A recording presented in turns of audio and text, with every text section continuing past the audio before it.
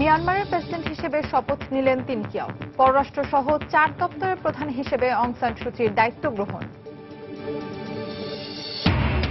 জঙ্গি নেতা মাসুদ আজহারকে জিজ্ঞাসাবাদ করতে চান ভারতীয় গোয়েন্দারা। পাকিস্তানে আটক ভারতীয় নাগরিক কুলভূষণের স্বীকারোক্তি নাকচ নয়াদিল্লির। 2019 সালে লোকসভা নির্বাচনে তৃণমূলের কাছে বিজেপি পরাজিত হবে বললেন মমতা। তৃণমূলকে তীব্র ভাষায় আক্রমণ করলেন বিজেপি সভাপতি অমিত শাহ। এবং পালমিরা দখলের পর হোমস শহরের দিকে অগ্রসর হচ্ছে সিরীয় বাহিনী। আইএস মোকাবেলায় রুশ ভূমিকার প্রশংসায় যুক্তরাষ্ট্র।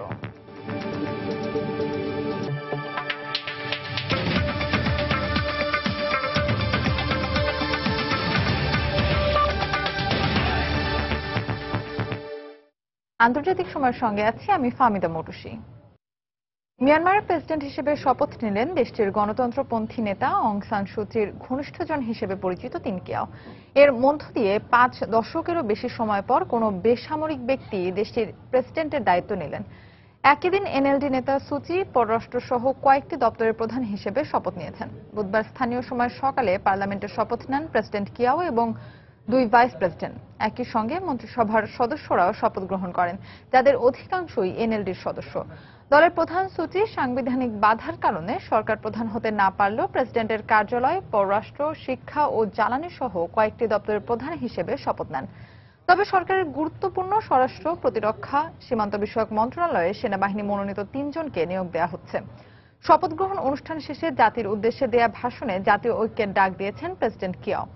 একই দিন আনুষ্ঠানিকভাবে নতুন সরকারের হাতে ক্ষমতা হস্তান্তর করে মিয়ানমারের বিদায়ী সেনা সমর্থিত সরকার।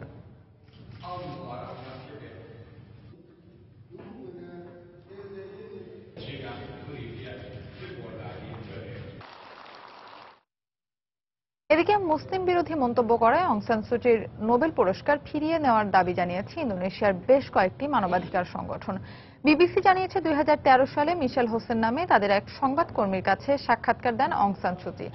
সাক্ষাৎকারের এক পর্যায়ে রোহিঙ্গা মুসলিমদের নিয়ে প্রশ্ন করা হলে সুচি ক্ষিপ্ত হয়ে বলেছিলেন তাকে বলা হয়নি একজন মুসলিম তার সাক্ষাৎকার নিচ্ছেন। এমন মন্তব্য প্রকাশ পাওয়ার পর একে চরম সাম্প্রদায়িক এবং শান্তির বিপক্ষে বলে জানিয়েছে ইন্দোনেশিয়ার কয়েকটি মানবাধিকার সংগঠন।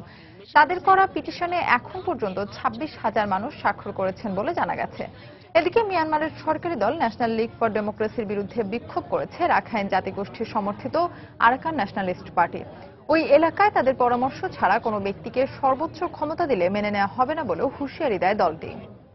सूची को बुलंद आवाज में ये कहते हुए सुना गया कि उन्हें मालूम नहीं था कि मुसलमान खातून उनका इंटरव्यू करेंगी। आंग सान सूची की मुसलमानों से नफरत का ये पहला मौका नहीं। नाम नेहा जमहूरियत पसंद आंग सान सूची ने म्यांमार में পাঠানকোট সন্ত্রাসী হামলার ঘটনায় অভিযুক্ত জয়েশি মোহাম্মদ প্রধান মাসুদ আজহারকে জিজ্ঞাসাবাদ করতে চান ভারতীয় গোয়েন্দারা।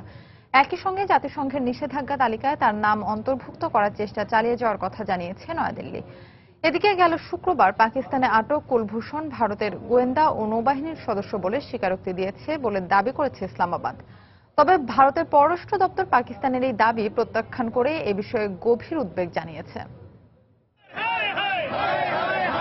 পাকিস্তানি তদন্ত দলের ভারত সফরের বিরোধিতা করে মঙ্গলবার পাঠানকোটে বিক্ষোভ করে আম আদমি পার্টি, এএপি ও কংগ্রেস সমর্থকরা। পাকিস্তানি গোয়েন্দাদের ভারত সফরে আসতে দেওয়ার মোদী সরকারের সিদ্ধান্তের সমালোচনা করে স্লোগান দেয় বিক্ষোভকারীরা। এই বিক্ষোভ উপেক্ষা করেই পাঞ্জাবের পাঠানকোট বিমান ঘাঁটি পরিদর্শন করেন পাকিস্তানি তদন্ত দল। 5 সদস্যের ওই তদন্ত দলের সদস্যরা গত 2রা জানুয়ারি হামলার স্থান ও জঙ্গিদের ভারতে প্রবেশের সম্ভাব্য জায়গাও ঘুরে দেখেন। একই দিন ভারতের জাতীয় তদন্ত সংস্থা এনডিটিভিকে জানায় তারা পাকিস্তানি গোয়েন্দাদের সঙ্গে পারস্পরিক সহযোগিতার ভিত্তিতে তদন্ত কাজ চালিয়ে যাচ্ছে। তারা জৈশি মোহাম্মদ প্রধান মাসুদ আজহারের সঙ্গে দেখা করার অনুমতি চেয়ে পাকিস্তানের কাছে প্রস্তাব দেয়া হবে বলে জানায় এএনআই। যে কোনো উপায়ে মাসুদ আজহারের নাম জাতিসংঘ নিরাপত্তা পরিষদের নিষেধাজ্ঞার তালিকায় অন্তর্ভুক্ত করার প্রত্যয় ব্যক্ত করেছে নয়াদিল্লি। এরই মধ্যে আমরা জয়েশি মোহাম্মদ প্রধান মাসুদ আজহারকে নিরাপত্তা পরিষদের নিষেধাজ্ঞার তালিকায় অন্তর্ভুক্ত করার প্রক্রিয়া শুরু করেছি। নিষেধাজ্ঞা আরোপের বিষয়ে জাতিসংঘের নীতিতে কিছু অসঙ্গতি রয়েছে, যেমন আল কায়দা নিষেধাজ্ঞা তালিকায় থাকলেও দলটির প্রধান আইমান আল জাওয়াহিরি সেই তালিকায় নেই। মাসুদ আজহারের বিষয়টিও তেমন। এ বিষয়গুলো পুনর্বিবেচনা করার আবেদন জানানো হবে। এদিকে পাকিস্তানি দলের তদন্তের ভিত্তিতে দোষীদের বিরুদ্ধে দৃষ্টান্তমূলক ব্যবস্থা গ্রহণের জন্য পাক সরকারের প্রতি আহ্বান জানিয়েছেন পাঠানকোট হামলায় ক্ষতিগ্রস্তদের পরিবারবর্গ। পাকিস্তানি তদন্ত দলের উচিত নিরপেক্ষভাবে এই তদন্ত কাজ পরিচালনা করা, সবার সামনে তাদের তদন্তের ফলাফল প্রকাশ করা। আশা করি এই তদন্তের মাধ্যমে পাকিস্তান আসল দোষীদের চিহ্নিত করতে পারবে। পাঠানকোট নিয়ে পাক ভারত সম্পর্কে টানাপোড়েনের মধ্যেই পাকিস্তানে এক ভারতীয় নাগরিককে আটক করার ঘটনায় নতুন করে দুদেশের মধ্যে বাদানুবাদ শুরু হয়েছে। কয়েকদিন আগে পাকিস্তানে আটক কুলভূষণ যাদব নিজেকে ভারতের গোয়েন্দা সংস্থা র ও নৌবাহিনীর সদস্য বলে স্বীকারোক্তি দিয়েছে বলে পাকিস্তান দাবি করলেও তা নাকচ করেছে ভারত। কুলভূষণ ইরানে ব্যবসা করতে উল্লেখ করে পাকিস্তান তাকে সেখান থেকে অপহরণ করে এনে জোর করে এসব বানোয়াট বয়ান আদায় করছে বলে দাবি ভারতীয় পররাষ্ট্র দপ্তরের। রিয়াদুল ইসলাম, সময় সংবাদ। এদিকে সন্ত্রাস ও জঙ্গিবাদে জড়িত থাকার অভিযোগে পাকিস্তানে ৫,০০০-এরও বেশি নাগরিককে আটক করা হলেও তাদের বেশিরভাগকে ছেড়ে দেওয়া হয়েছে বলে জানিয়েছেন দেশটির পাঞ্জাব প্রদেশের মুখ্যমন্ত্রী রানা সানাউল্লাহ। এক সংবাদ সম্মেলনে মন্ত্রী আরও জানান, বাকি ২১৬ জনকে জিজ্ঞাসাবাদ করা হচ্ছে এবং জঙ্গিবাদের সাথে তাদের সম্পৃক্ততা পাওয়া গেছে। পরবর্তী তদন্ত প্রতিবেদন না পাওয়া পর্যন্ত তারা পুলিশি হেফাজতে থাকবেন বলেও জানান তিনি আরও বলেন, দোষী সাব্যস্ত হলে তাদের বিরুদ্ধে যথাযথ ব্যবস্থা নেওয়া হবে। স্টার সানডের দিন লাহোরের গুলশানি ইকবাল পার্কে আত্মঘাতী হামলায় অন্তত ৭২ জন নিহত হন, এদের মধ্যে ২৯ জনই শিশু।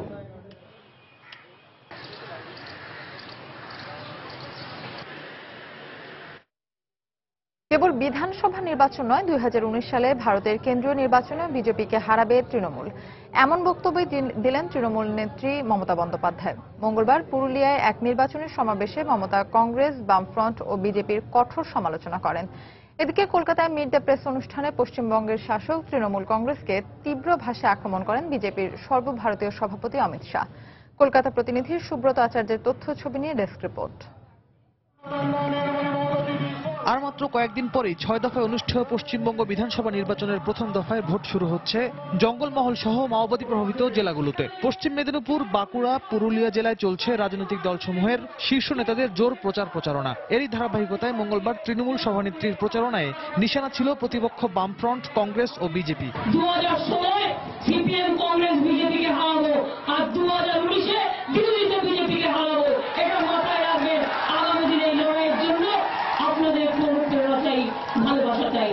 একই দিন কলকাতায় বিজেপি আয়োজিত মিট দ্য প্রেস অনুষ্ঠানে প্রধান বক্তা হিসেবে দলের সভাপতি অমিত শাহ মমতা সরকারের কড়া সমালোচনা করেন। রাজ্যপাল মহোদয় পশ্চিমবঙ্গে কারখানা তৈরি হয়েছে, তবে সেটা বোমার কারখানা। মমতা বন্দ্যোপাধ্যায় কোনো নিয়ম নীতির তোয়াক্কা না করে নিজের মতো করে রাজ্য চালাচ্ছেন, এমনটা চলতে পারে না। এদিকে জঙ্গলমহলে শেষ মুহূর্তের প্রচারণা চালাচ্ছেন সেলিব্রিটি প্রার্থীরা। মঙ্গলবার মেদিনীপুরে কংগ্রেসের পক্ষে প্রচারণা চালান অভিনেতা ও কংগ্রেসের রাজ্যসভার সদস্য রাজ বাবর। আগামী ৪ এপ্রিল শুরু হচ্ছে পশ্চিমবঙ্গের ৬ পর্ব ভোটের প্রথম পর্ব। তৃণমূল, বিজেপি, বামফ্রন্ট এবং কংগ্রেস ছাড়াও আমরা নির্যাতিত নামের একটি সামাজিক সংগঠন এই নির্বাচনে অংশ নিচ্ছে। সময় সংবাদ, কলকাতা। কালো টাকা সাদা করার সুযোগ রেখে আইন করায় ভারতে মোদী সরকারের কড়া সমালোচনা করেছেন কংগ্রেসের ভাইস প্রেসিডেন্ট রাহুল গান্ধী। এর মধ্য দিয়ে মোদী সরকার দুর্নীতিবাজদের প্রশ্রয় দেওয়ার চেষ্টা করছে বলে অভিযোগ করেন তিনি। সোমবার আসামের উত্তর পূর্বাঞ্চলে এক জনসভায় দেয়া ভাষণে বক্তব্য রাখেন রাহুল। নতুন বাজেটে নির্দিষ্ট পরিমাণ ট্যাক্স দেওয়ার মাধ্যমে কালো টাকা সাদা করার যে বিধান রাখা হয়েছে তাতে করে দেশের শীর্ষ দুর্নীতিবাজরাও পার পেয়ে যাবেন বলে অভিযোগ করেন রাহুল। এ সময় সরকারের অন্যান্য কার্যকলাপের ব্যাপক সমালোচনা করেন রাহুল। সম্প্রতি দেশটির শীর্ষ ব্যবসায়ী বিজয় মালিহার $100 কোটি ঋণ খেলাপের বিষয়টি উল্লেখ করে সরকারের এক প্রভাবশালী মন্ত্রীর ছত্রছায়াতে তিনি দেশ ছেড়ে পালিয়েছেন বলে অভিযোগ করেন এই কংগ্রেস নেতা।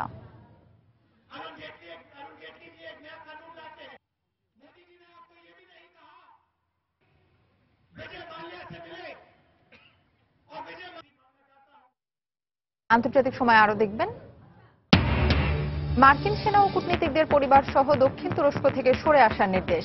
এরদোয়ানের সঙ্গে ওবামার বৈঠকের ইঙ্গিত যুক্তরাষ্ট্রের।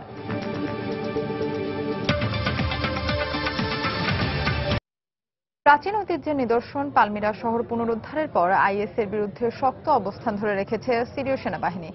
পালমিরার পর এবার আইএস উৎখাতে হোমস শহর ও এর আশপাশের এলাকার দিকে অগ্রসর হচ্ছে তারা। এদিকে সিরিয়া সংকট সমাধানের পন্থা ও প্রেসিডেন্ট আসাদের ভবিষ্যৎ বিষয়ে মস্কোর সঙ্গে মতবিরোধ থাকলেও সিরিয়ার যুদ্ধবিরতি কার্যকর এবং আইএস মোকাবেলায় রাশিয়ার ভূমিকার ভূয়সী প্রশংসা করেছে পেন্টাগন।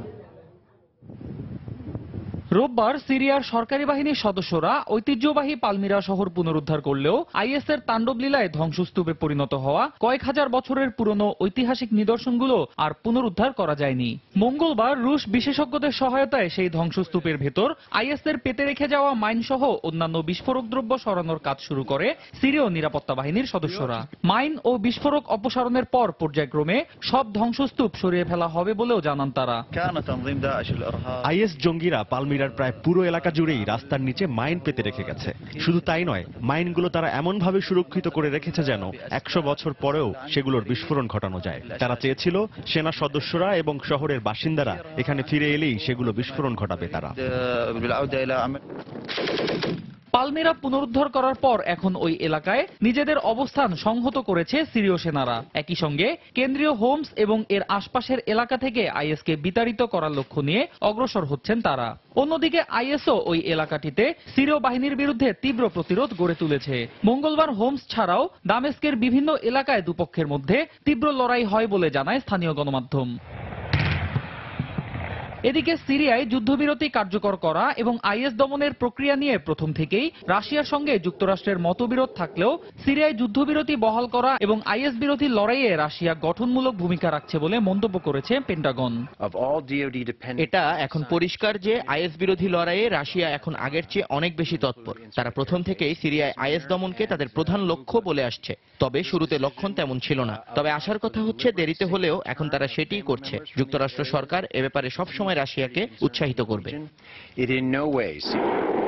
2015 সালের সেপ্টেম্বর থেকে রাশিয়া সিরিয়ায় সন্ত্রাস বিরোধী অভিযান পরিচালনা করে আসলেও এর আড়ালে তারা মূলত আসাদ বিরোধী বিদ্রোহীদেরকেই দমনের চেষ্টা করছে বলে প্রথম থেকেই অভিযোগ করে আসছিল যুক্তরাষ্ট্র। অন্যয় কর্মকার, সময় সংবাদ। সিরীয় প্রেসিডেন্ট বাশার আল আসাদ বলেছেন সরকারি বাহিনীর সাম্প্রতিক সাফল্য দেশটিতে রাজনৈতিক সমাধান আনতে উল্লেখযোগ্য ভূমিকা রাখবে।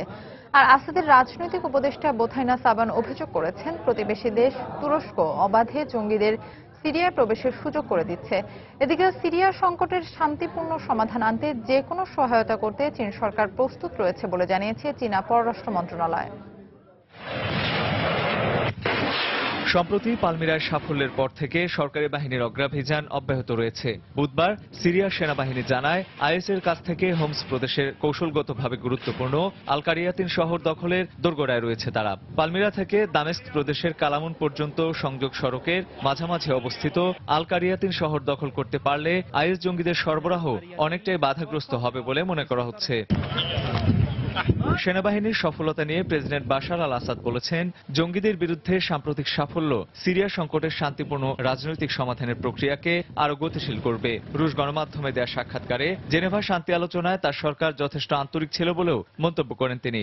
আসাদ অভিযোগ করেন সৌদি আরব, ব্রিটেন ও ফ্রান্স চায় জঙ্গিদের বিরুদ্ধে লড়াইয়ে সরকারি বাহিনী পরাজিত হোক, যাতে তারা শান্তি আলোচনায় আসাদ সরকারের ওপর আরো শর্ত চাপিয়ে দিতে পারে। এদিকে চীনা পররাষ্ট্র মন্ত্রণালয় জানিয়েছে চীন সরকার চায় সিরিয়ার সত্যিকার অর্থে সংঘাত ও সংঘর্ষ বন্ধ হোক। নিরাপত্তা পরিষদের স্থায়ী সদস্য হিসেবে আমরা জাতিসংঘকে বলেছি কেবল রাজনৈতিক সমাধানই সিরিয়ায় শান্তি আনতে পারে। এ ব্যাপারে চীন সরকার তার সাধ্যমতো কাজ করবে। ইতোমধ্যে সেখানে মানবিক সহায়তা পাঠানো হয়েছে। আমরা বিশ্বাস করি সব পক্ষের সম্মিলিত প্রচেষ্টা দেশটিতে যুদ্ধ ও সংঘাত বন্ধ করে শান্তি ফিরিয়ে আনতে পারবে। এরই মধ্যে আসাদের রাজনৈতিক উপদেষ্টা বোথাইনা সাবান বলেছেন সিরিয়ায় যুদ্ধ ও সংঘাতের জন্য তুরস্ক সরকার দেয়। গণমাধ্যমে দেয়া সাক্ষাৎকারে তিনি বলেন জঙ্গি পাঠিয়ে তুর্কি সরকার সিরিয়ায় আগ্রাসন চালাচ্ছে। তুরস্কের সাথে আমাদের প্রায় 1000 কিলোমিটারের সীমান্ত না থাকলে সংকট অনেকটাই কমে যেত। এরদোয়ান সরকার সারা বিশ্বে সন্ত্রাসবাদ ছড়িয়ে দিয়ে বিশ্বকে ধ্বংস করতে চায়। শুধু তাই নয়, সিরিয়া ও ইরাক থেকে জঙ্গিদের মাধ্যমে যাওয়া তেল তারা কিনে নিচ্ছে। আন্তর্জাতিক সম্প্রদায়কে তাই এখনই তুরস্কের ব্যাপারে সচেতন হতে বলছে। সিরিয়া লড়াইরত বেশিরভাগ বিদেশি নাগরিকই তুরস্ক সীমান্ত দিয়ে দেশটিতে প্রবেশ করেছে বলে বিভিন্ন সময়ে গণমাধ্যমের খবরে উঠে এসেছে। শুধু তাই নয়, একই পথে সিরিয়া থেকে ফিরে ইউরোপের বিভিন্ন দেশে জঙ্গিরা হামলার পরিকল্পনা করছে বলে জানিয়েছেন নিরাপত্তা কর্মকর্তারা। রঞ্জন শুভ্র, সময় সংবাদ। তুরস্কের দক্ষিণ পূর্বাঞ্চলে বিচ্ছিন্নতাবাদী কুর্দি সংগঠন পিকেকের বিরুদ্ধে সেনা অভিযান জোরদার করেছে সে দেশের সরকার। এর ফলে ওই অঞ্চলে সহিংসতা বাড়ার আশঙ্কায় মার্কিন সেনা ও কূটনীতিক সহ তাদের পরিবারকে সেখান থেকে সরে আসার নির্দেশ দিয়েছে পেন্টাগন। তবে এর সঙ্গে আসন্ন পরমাণু সম্মেলনে তুর্কি প্রেসিডেন্টের যোগ দেওয়ার কোনো সম্পর্ক নেই বলে জানায় মার্কিন পররাষ্ট্র মন্ত্রণালয়। ওই পরমাণু সম্মেলনের পার্শ্ব বৈঠকে প্রেসিডেন্ট ওবামার সঙ্গে প্রেসিডেন্ট এরদোয়ানের আলোচনা হতে পারে বলেও জানিয়েছে ওয়াশিংটন। মঙ্গলবার তুরস্কের দক্ষিণ পূর্বাঞ্চলীয় সুর জেলায় কুর্দিস্তান ওয়ার্কার্স পার্টি পিকেকে যোদ্ধাদের বিরুদ্ধে অভিযান চালায় সরকারি বাহিনী। ওই এলাকায় দুপক্ষের মধ্যে তীব্র বন্দুকযুদ্ধ হয় বলে জানায় স্থানীয়রা। এ ঘটনায় বেশ কয়েকজন পিকেকে সদস্যকে আটক করে সরকারি বাহিনী। সাম্প্রতিক সময়ে তুরস্কের বিভিন্ন অঞ্চলে সন্ত্রাসী হামলার ঘটনার জন্য প্রত্যক্ষ ও পরোক্ষভাবে পিকেকে যোদ্ধাদের দায়ী করে তাদের উপর হামলা জোরদার করেছে সরকার। এর ফলে ওইসব এলাকায় সহিংসতা তীব্র আকার ধারণ করায় উদ্বিগ্ন মার্কিন প্রতিরক্ষা মন্ত্রণালয়। মঙ্গলবার নিজ দেশের সেনা, কূটনৈতিক কর্মকর্তা ও তাদের পরিবারের সদস্যদের তুরস্কের দক্ষিণ পূর্বাঞ্চল থেকে সরে আসার নির্দেশ দিয়েছে তারা। এমন সময়ে বিশ্ব পরমাণু সম্মেলনে অংশ নিতে যুক্তরাষ্ট্রে গেছেন তুর্কি প্রেসিডেন্ট রিসেপ তাইব এরদোয়ান। তার এই সফরের সময়ে তুরস্কের কুর্দি বিরোধী অভিযানের স্থান থেকে মার্কিন কূটনীতিকদের সরিয়ে আনার এই সিদ্ধান্ত শুধুমাত্র নিরাপত্তার কারণেই নেওয়া হয়েছে বলে জানিয়েছে মার্কিন পররাষ্ট্র মন্ত্রণালয়। তুরস্কের দক্ষিণ পূর্বাঞ্চলে যে হারে সহিংসতা বাড়ছে তাতে আমাদের লোকজনের ওই এলাকায় অবস্থান করাটা মোটেও নিরাপদ নয়। এ কারণে আমরা কিছু এলাকা থেকে তাদের সরে আসার নির্দেশ দিয়েছি। এর সঙ্গে আসন্ন পরমাণু সম্মেলনের কোনো যোগসূত্র নেই বা সেটাকে কোনোভাবে প্রভাবিত করতে এই সিদ্ধান্ত নেওয়া হয়নি। একই দিন হোয়াইট হাউসের পক্ষ থেকে বলা হয়, ওয়াশিংটনে বৃহস্পতি ও শুক্রবার অনুষ্ঠেয় পরমাণু সম্মেলনে তুর্কি প্রেসিডেন্ট রিসেপ তাইব এরদোয়ানের সঙ্গে বৈঠক হতে পারে বলে আশা প্রকাশ করেছেন ওবামা। নেটো সদস্য তুরস্ক সিরিয়া ও ইরাকে জঙ্গি দমন অভিযানে মার্কিন জোটের অন্যতম অংশীদার। কিন্তু সম্প্রতি রুশ বিমান ভূপাতিত করা ও সিরিয়ায় কুর্দিদের বিরুদ্ধে বিমান হামলার ঘটনা নিয়ে তুরস্কের সঙ্গে মার্কিন প্রশাসনের সম্পর্কে শীতলতা দেখা দেয়।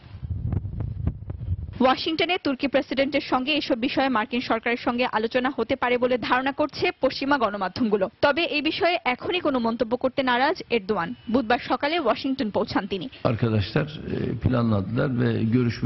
আমরা ওবামার সাথে বৈঠকের বিষয় নিয়ে এখনই আনুষ্ঠানিকভাবে কিছু বলতে পারছি না। তবে দ্বিপক্ষীয় কিছু বিষয় রয়েছে যা নিয়ে আলোচনার সম্ভাবনা রয়েছে। তবে এটা আমার সফরের মূল লক্ষ্য নয়। আমি পরমাণু সম্মেলনে যোগ দিতেই এখানে এসেছি। এদিকে তুরস্কের সরকারি কর্মকর্তারা অভিযোগ করেছেন, ইউরোপে ইসলামী সন্ত্রাসীদের সিরিয়ায় রপ্তানি করছে। মঙ্গলবার ব্রিটেন ভিত্তিক সংবাদ মাধ্যম গার্ডিয়ানে দেয়া সাক্ষাৎকারে তারা অভিযোগ করেন, ইউরোপ থেকে যেসব জঙ্গি আইএস বা অন্য সন্ত্রাসী দলে যোগ দিতে গেছে তাদের পাসপোর্ট ইন্টারপোলের তালিকায় নথিভুক্ত ছিল এবং ইউরোপের বিমানবন্দর অতিক্রম করার সময় তাদের ব্যাগে গোলাবারুদ ছিল। এদের অনেককেই তুর্কি সীমান্ত অতিক্রম করার সময় তাদের নিরাপত্তা কর্মীরা আটক করে দেশে ফেরত পাঠিয়েছে বলেও দাবি করেন তারা। তুর্কি সীমান্ত দিয়েই সন্ত্রাসীরা ইউরোপে প্রবেশ করছে, ইউরোপের এমন অভিযোগের পরিপ্রেক্ষিতেই এমন বক্তব্য দেয় আঙ্কারা। সঞ্জিদা ইসলাম, সময় সংবাদ। ইরাকের রাজধানী বাগদাদে আত্মঘাতী বোমা হামলায় 7 জন নিহত ও অন্তত 27 জন আহত হয়েছেন। হামলার পরপরই এর দায় স্বীকার করেছে জঙ্গি সংগঠন ইসলামিক স্টেট। মঙ্গলবার মধ্য বাগদাদের তাইয়ারান স্কয়ার এলাকায় এই হামলার ঘটনা ঘটে। প্রত্যক্ষদর্শীরা জানিয়েছে, তাইয়ারান স্কয়ারের জনাকীর্ণ এলাকায় এই হামলা চালানো হয়। হামলাস্থলের খুব কাছেই প্রভাবশালী শিয়া নেতা মুক্তাদা আল সদরের সমর্থকরা সরকারের মন্ত্রিসভায় সংস্কারের দাবিতে বিক্ষোভ অবস্থান কর্মসূচি পালন করছে। এর আগে গেল শুক্রবার দক্ষিণ বাগদাদের ইস্কান্দ্রিয়া এলাকায় একটি স্টেডিয়ামে ফুটবল ম্যাচ চলাকালে আইএসের হামলায় 26 জন নিহত হয়।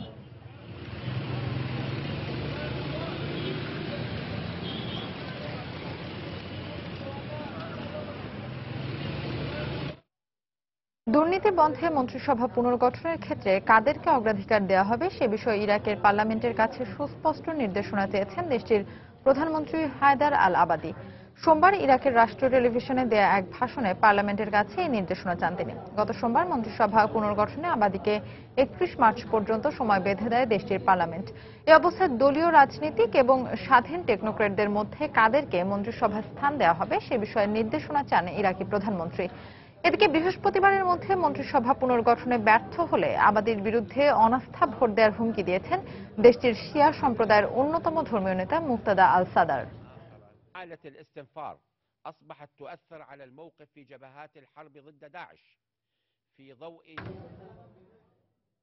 যুদ্ধ ও সংঘাতে ক্ষতিগ্রস্ত ইয়েমেনের 3,20,000 শিশু অপুষ্টিতে ভুগছে এবং দেশটির 82% মানুষের মানবিক সহায়তা প্রয়োজন বলে জানিয়েছে জাতিসংঘ।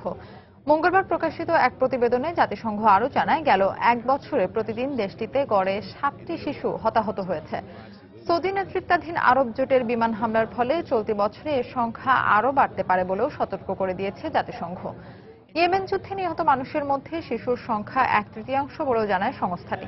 গেল বছরের মার্চ মাসের শেষ দিকে হাদি সরকারের সমর্থনে হাউথি বিদ্রোহীদের দমনে ইয়েমেনে সৌদি জোটের বিমান হামলা শুরু হয়।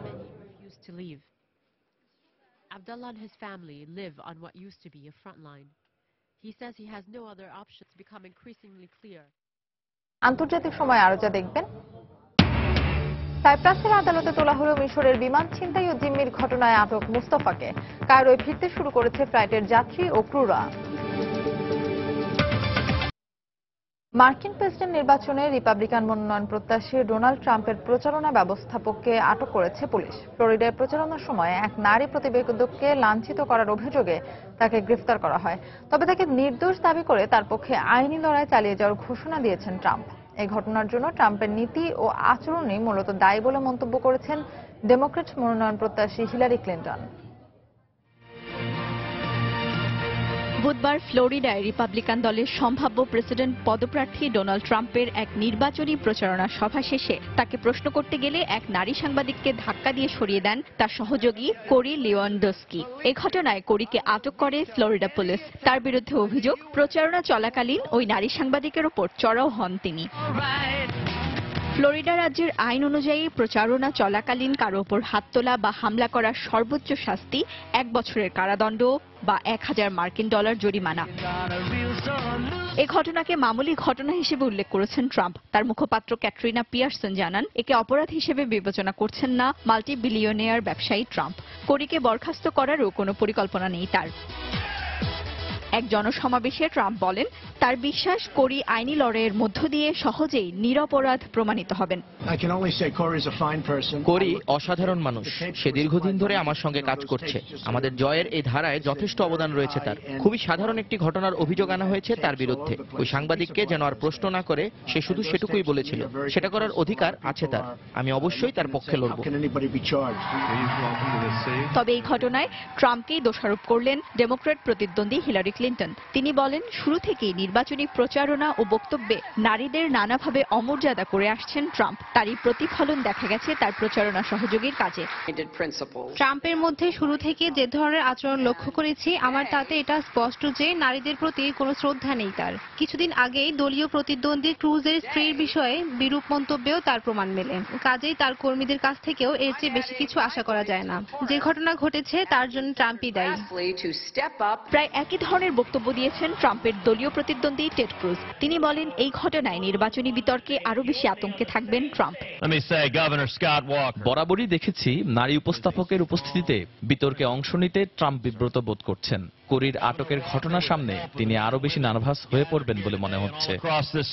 ট্রাম্পের প্রচারণা নির্বাহীর এই আচরণের সমালোচনা করেছেন রিপাবলিকান দলীয় আরেক নেতা জন কাসিচ। তিনি বলেন, এই ধরনের ঘটনা তার মেয়ের সাথেও ঘটতে পারত, কাজেই কোনোভাবেই এটা সমর্থন করা যায় না বলে উল্লেখ করেন ওহাইও গভর্নর কাসিচ। সঞ্জিদা ইসলাম, সময় সংবাদ। ইজিপ্ট এয়ারের বিমান ছিনতাই ও জিম্মির ঘটনায় আটক সাইফ আল-দিন মুস্তাফাকে সাইপ্রাসের আদালতে হাজির করা হয়েছে। কী কারণে বিমান ছিনতাইয়ের সঙ্গে জড়িয়ে পড়েছিল মুস্তাফা তা স্পষ্ট না হলেও মিশরের বেসামরিক বিমান কর্তৃপক্ষের ধারণা পারিবারিক কলহের জেরে এ ঘটনা। আত্মীয় স্বজনদের জিজ্ঞাসাবাদ করছে কায়রো পুলিশ। এদিকে সাইপ্রাসে অবতরণকারী বিমানের আরোহী ও ক্রুরা কায়রো পৌঁছাতে শুরু করেছেন। কায়রো আন্তর্জাতিক বিমানবন্দরে অপেক্ষায় উদ্বিগ্ন স্বজনরা। মঙ্গলবার ছিনতাইয়ের শিকার বিমানের আরোহীরা একে একে ফিরে এলে সেখানে আবেগঘন পরিবেশের সৃষ্টি হয়। বিমানের যাত্রী ও ক্রুদের স্বাগত জানাতে বিমানবন্দরে হাজির ছিলেন প্রধানমন্ত্রী শেরিফ ইসমাইল নিজেই। বিমান উড্ডয়ন করার কিছুক্ষণ পর আমরা দেখতে পাই ক্রুরা একবার সামনে এগোচ্ছেন, আবার পিছু হটছেন। বিমানের ত্রুটি দেখা দিয়েছে কিনা তা জানতে চাইলে ক্রুরা আমাদের শান্ত থাকতে বলেন। সুস্থ দেহে দেশে ফিরতে পেরে সৃষ্টিকর্তার কাছে কৃতজ্ঞতা জানাই। আমাদের কেবিন ক্রু ও পাইলটরা খুব দক্ষতার সাথে পরিস্থিতি সামলে নিয়েছেন। যাত্রীরাও বেশ সহযোগিতার মনোভাব প্রকাশ করেছিলেন। প্রত্যক্ষদর্শীরা জানান, জিম্মিকালীন দীর্ঘ 6 ঘন্টায় ছিনতাইকারী সাইফ আল-দিন মুস্তাফা আরোহীদের সঙ্গে খারাপ আচরণ করেনি। এমনকি হাসি মুখে এক ব্রিটিশ যাত্রীর সঙ্গে ছবিও তোলেন। ছিনতাইকারীর কাছে কোনো আগ্নেয়াস্ত্র বা বিস্ফোরক না থাকলেও চেকপোস্ট ফাঁকি দিয়ে আত্মঘাতী হামলা ব্যবহৃত নকল বেল্ট নিয়ে সে কিভাবে বিমানে প্রবেশ করলো এবং কি উদ্দেশ্যে বিমানের নিয়ন্ত্রণ নিয়েছিল সেই বিষয়গুলো খতিয়ে দেখা হচ্ছে। এর আগে অভিযুক্ত মোস্তফা ব্যবসা জালিয়াতির দায়ে 3 বছর জেল খেটেছিল বলে জানিয়েছে আন্তর্জাতিক সংবাদ মাধ্যম। তার বিষয়ে আরো তথ্য জানতে স্বজনদের জিজ্ঞাসাবাদ করছে কায়রো পুলিশ।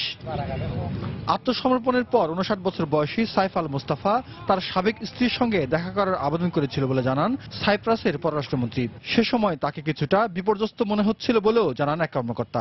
একই সঙ্গে তিনি জানান তাকে দেখে একবারও সন্ত্রাসী মনে হয়নি।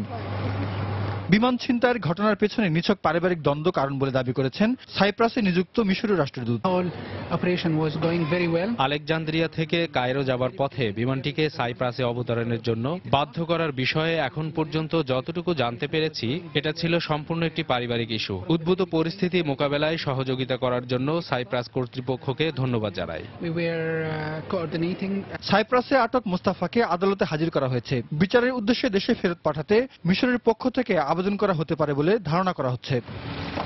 জাহিদুর রহমান, সময় সংবাদ। কানাডার কুইবেকে একটি ছোট বিমান বিধ্বস্ত হয়ে নিহত হয়েছেন অন্তত 7 জন। নিহতদের মধ্যে সাবেক পার্লামেন্ট সদস্য এবং দেশটির এক রাজনৈতিক বিশ্লেষক ছিলেন বলেও জানা গেছে। পুলিশের বরাত দিয়ে দেশটির স্থানীয় গণমাধ্যম জানায় বিমানটি আইল দে লা ম্যাডেলেইন যাওয়ার পথে কুইবেকের পূর্বাঞ্চলে ম্যাকডালেন আইল্যান্ডে বিধ্বস্ত হয়।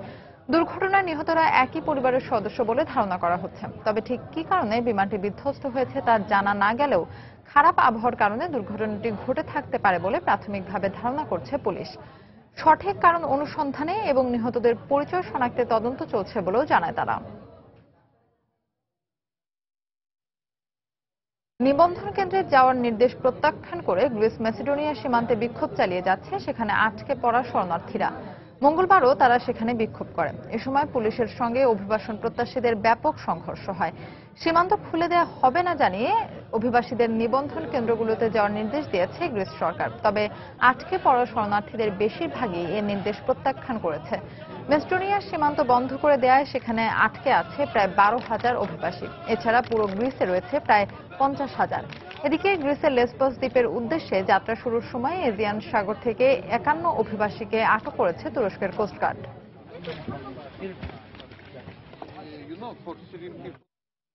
জাপানের রাজধানী টোকিওতে দেশটির পার্লামেন্ট ভবনের সামনে হাজার হাজার নাগরিক যুদ্ধবিরোধী বিক্ষোভ করেছে।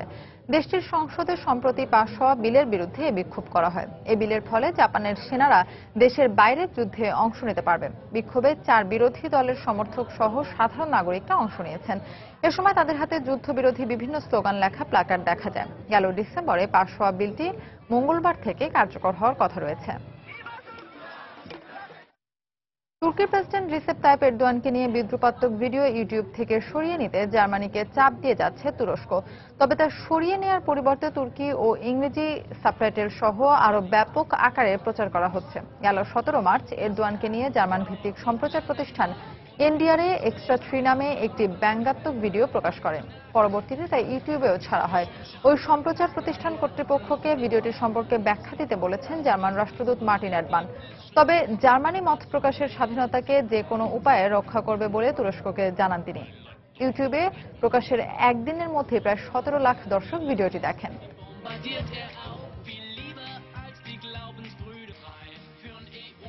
মিয়ানমারের রাখাইন রাজ্য থেকে জরুরি অবস্থা তুলে নিলেন সদ্য বিদায়ী প্রেসিডেন্ট থান সোয়েন। ক্ষমতা ছাড়ার আগ মুহূর্তে মঙ্গলবার এই ঘোষণা দেন তিনি। প্রেসিডেন্টের কার্যালয় থেকে প্রকাশিত এক বিবৃতিতে বলা হয়, রাখাইনের প্রাদেশিক সরকারের প্রতিবেদন অনুযায়ী জনগণের জীবন ও সম্পদের উপর আর কোনো ঝুঁকি না থাকায় ওই প্রদেশ জুড়ে থাকা জরুরি অবস্থা তুলে নেওয়া হলো। 2012 সালের 10 জুন সেনা শাসনের অধীনে মিয়ানমারের পশ্চিমাঞ্চলে রাখাইন রাজ্যে জরুরি অবস্থা জারি করা হয়েছিল। এই রাজ্যে দেশটির বেশিরভাগ মুসলমান সম্প্রদায়ের বাস। গত 4 বছরের টানা সহিংসতায় সেখানে হাজার হাজার মুসলমান নিহত ও ঘরছাড়া হয়েছেন। বহু ঘরবাড়ি, মাদ্রাসা ও মসজিদে আগুন ধরিয়ে দেওয়া হয়। উন্নয়নশীল দেশের মডেল হিসেবে বাংলাদেশের নাম আন্তর্জাতিক অঙ্গনে বেশ আলোচিত। মানবাধিকার ও আইনের শাসন প্রতিষ্ঠায় বাংলাদেশ এখনকার মতো ভবিষ্যতেও জাতিসংঘের অংশীদার হিসেবে কাজ করবে বলে আশা সংস্থাটির। বাংলাদেশের স্বাধীনতার 45তম বর্ষপূর্তিতে জাতিসংঘের ঊর্ধ্বতন কর্মকর্তারা সময় টেলিভিশনকে এমনটাই জানান। নিউ ইয়র্ক থেকে শিহাবুদ্দিন কিস্তুর পাঠানো তথ্য ছবি নিয়ে ডেস্ক রিপোর্ট।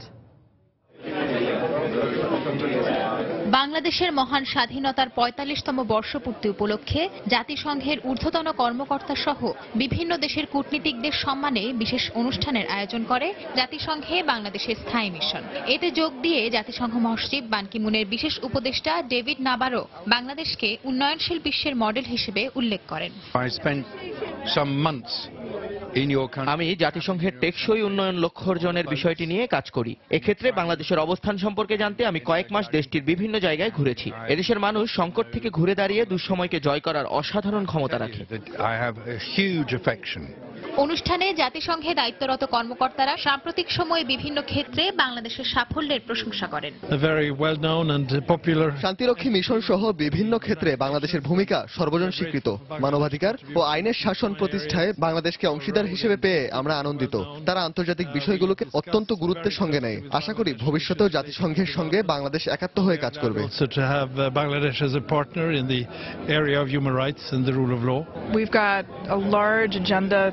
জাতিসংঘে বাংলাদেশ মিশন ও সে দেশের স্থায়ী প্রতিনিধি অত্যন্ত সক্রিয়। তাদের সঙ্গে যুক্তরাষ্ট্র বড় পরিসরে কাজ করছে, যেগুলোর মধ্যে অভিবাসন ও শরণার্থী সমস্যার মতো বিষয় অন্যতম।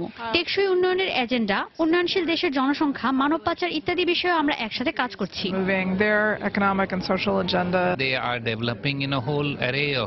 বাংলাদেশ উন্নয়নের প্রতিটি ক্ষেত্রে সফলতার সাক্ষ্য রেখেছে। আমরা সব সময় তাদের সফলতা চাই, এজন্য তাদের সহযোগিতা দেওয়ার ব্যাপারেও আমরা আগ্রহী। উগ্র জঙ্গিবাদ মোকাবিলায় বাংলাদেশ ও ভারত সমন্বিত হয়ে কাজ করছে। নিজ দেশের এমন প্রশংসায় আবেগ আপ্লুত হয়ে পড়েন জাতিসংঘে নিযুক্ত বাংলাদেশের স্থায়ী প্রতিনিধি মাসুদ বিন মোমেন। আমরা যথাযথ চেষ্টা করছি আমাদের বিভিন্ন অনুষ্ঠানের মাধ্যমে এবং কর্মকাণ্ডের মাধ্যমে কিভাবে বাংলাদেশের একটা পজিটিভ ন্যারেটিভ আমরা জাতিসংঘ বা বিশ্ব সম্প্রদায়ের কাছে তুলে ধরতে পারি, সেই প্রচেষ্টায় আমরা ব্রতী আছি। জাতিসংঘে নিযুক্ত বিভিন্ন দেশের ৭০ জন কর্মকর্তা এই অনুষ্ঠানে অংশ নেন। সময় সংবাদ, নিউ ইয়র্ক, যুক্তরাষ্ট্র। এ পর্যায়ে আবারও জানিয়ে দিচ্ছে আন্তর্জাতিক সময়ের শীর্ষ সংবাদগুলো। মিয়ানমারের প্রেসিডেন্ট হিসেবে শপথ নিলেন তিন কিয়াও। পররাষ্ট্র সহ 4 দপ্তরের প্রধান হিসেবে অং সান সুচির দায়িত্ব গ্রহণ। জঙ্গি নেতা মাসুদ আজহারকে জিজ্ঞাসাবাদ করতে চান ভারতীয় গোয়েন্দারা। পাকিস্তানে আটক ভারতীয় নাগরিক কুলভূষণের স্বীকারোক্তি নাকচ নয়াদিল্লির। 2019 সালে লোকসভা নির্বাচনে তৃণমূলের কাছে বিজেপি পরাজিত হবে বললেন মমতা। তৃণমূলকে তীব্র ভাষায় আক্রমণ করলেন বিজেপির সভাপতি অমিত শাহ। এবং পালমিরা দখলের পর হোমস শহরের দিকে অগ্রসর হচ্ছে সিরীয় বাহিনী। আইএস মোকাবেলায় রুশ ভূমিকার প্রশংসায় যুক্তরাষ্ট্র। এই ছিল আন্তর্জাতিক সময়ে। যে কোনো খবর পেতে ভিজিট করুন সময় নিউজ.tv। সঙ্গে থাকুন সময়ের।